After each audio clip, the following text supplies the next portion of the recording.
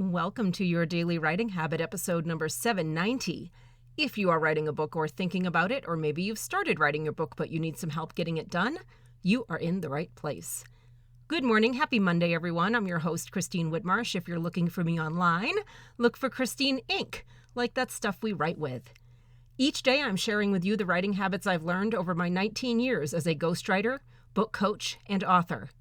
I have found that 3 things in particular have a huge impact on your success as an author, and they can even turn a quote-unquote non-author into a published one.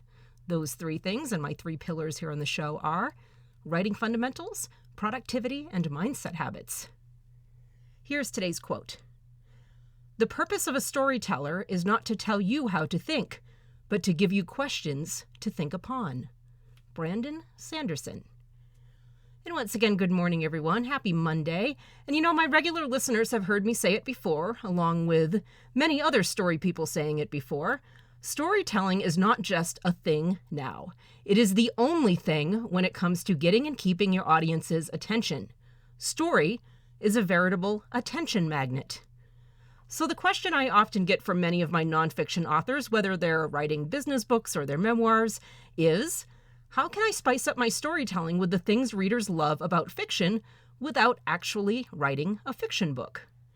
Here are some methods of making nonfiction as creative, compelling, and even as literary sounding and feeling as fiction books. So I'm going to share with you today. Consider these writing tools to add to your existing toolbox to play with. And even if you're listening to me reel these off and you're thinking, okay, I've heard this, I know this stuff, I've heard this before, do me a favor, nonfiction authors. Look at your work in progress. Is there evidence that you know all this? Because trust me, I'm as guilty of confirmation bias as anyone else. I totally think I'm doing the things that I preach about, especially after doing this for about 20 years. But then, lo and behold, I look at my writing and I'm hit with the realization that I am a massively flawed writer mortal, just like everyone else. So even if you think you know these 3 things, double check anyway. Thing number 1. Use your senses. What do you want us as your readers to see, hear, smell, and feel? Use your words and communicate those things to us. We can't read your mind. Put us in the room, so to speak, in all your stories. Make us the proverbial fly on the wall. Number 2. Use dialogue and action when telling your real-life stories in your nonfiction books. What better way to make your stories resemble movie scenes and novel scenes, and thus keeping your readers' attention, than by including 2 movie and book staples, dialogue and action.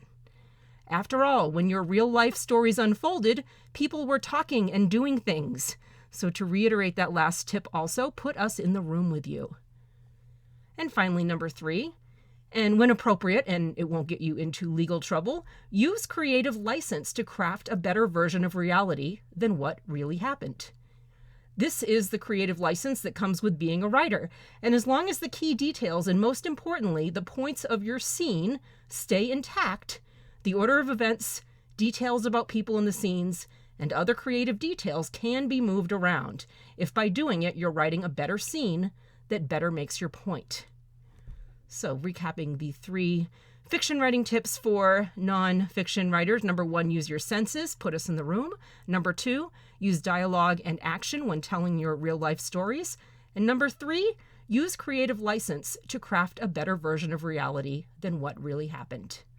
The moral of this episode, and as my regular listeners know, I don't make a ton of distinctions between fiction and non-fiction writing. As far as I'm concerned, we are all writers, all of us. And in many ways, we're living in a life that could easily be confused with fiction a lot of the time, right? Unleash your natural inner storyteller and take us on a journey, no matter what type of book you're writing. Thank you for joining me here on your Daily Writing Habit, where I am helping you write and finish writing an awesome book.